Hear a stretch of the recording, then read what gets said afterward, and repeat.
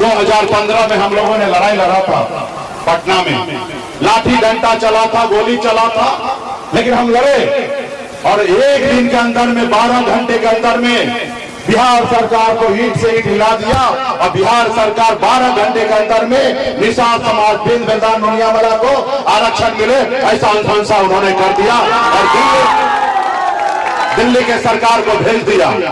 अब जरूरी है दिल्ली के सरकार से लड़ना।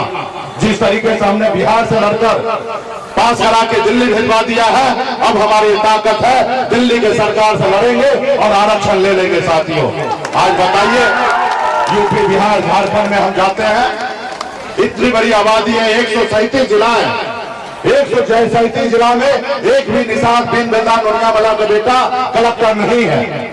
आज हमें निषाद से आरक्षण मिलता तो हमें भी इसका लाभ होता। आज दर्जनों निषाद का बेटा कलेक्टर होता, एसडीओ होता, बीडीओ होता, सीओ होता, डॉक्टर होता, लेकिन नहीं है। इसलिए साथियों, हम सभी को लड़ाई लड़ना है। अगर आप इस आजाद भारत में सर उठा के जीना है, मान सम्मान अधिकार के साथ जीना है, अगर आप चाहते हैं कि आपके बच्चे अच्छा जिंदगी जिए, तो इसके लिए आपको 2 काम करना पड़ेगा। 2 काम में क्या है? एक काम, एक रोटी कम खाइए, लेकिन अपने बच्चे को पढ़ाइए, लिखाइए, काबिल बनाइए। जब तक आपका समाज शिक्षित नहीं होगा, तब तक आपका समाज आगे नहीं बढ़ेगा। इसके लिए बच्चे को पढ़ाइए, लिखाइए। और दूसरा, अपने हक अधिकार के लिए संघर्ष कीजिए, लड़ाई लड़िए, तब जाके आपको अधिकार मिलेगा।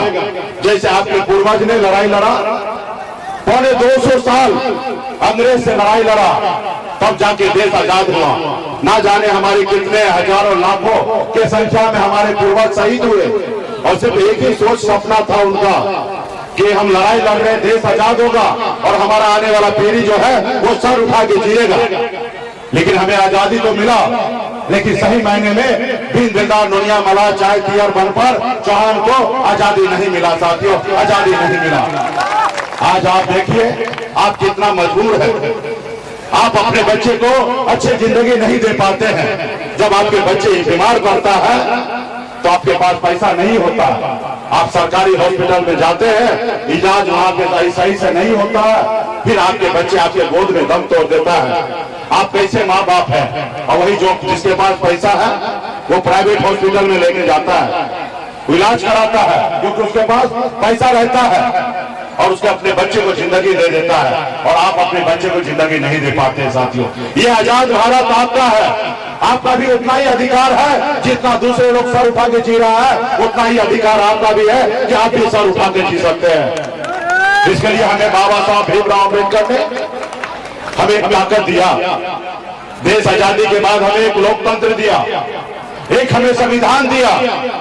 पहले ऐसा हुआ करता था कि राजा के घर में रानी के कोख से बच्चा जन्म लेता था, वही राजा बनता था।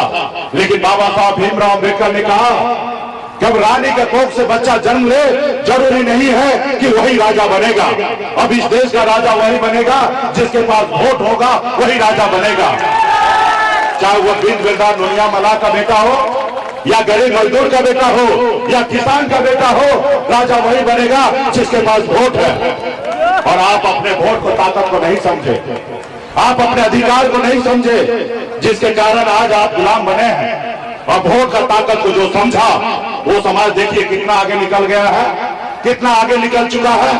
जैसे हमारे आदरणीय लालू प्रसाद यादव जी, मुलायम सिंह यादव जी, बहन मायावती जी, स्वर्गीय रामविलास पासवान जी, ये लोग भी गरीब घर में ही जन्म लिए, कोई अमीर घर में जन्म नहीं लिए, गरीब घर में ही जन्म लिए, लेकिन संघर्ष की लड़ाई लड़े, अपने वोट को ताकत को समझे। जब लालू प्रसाद यादव जी दल बनाए, उनके लोगों ने, उनके समाज के लोगों ने उस दल को साथ दिया।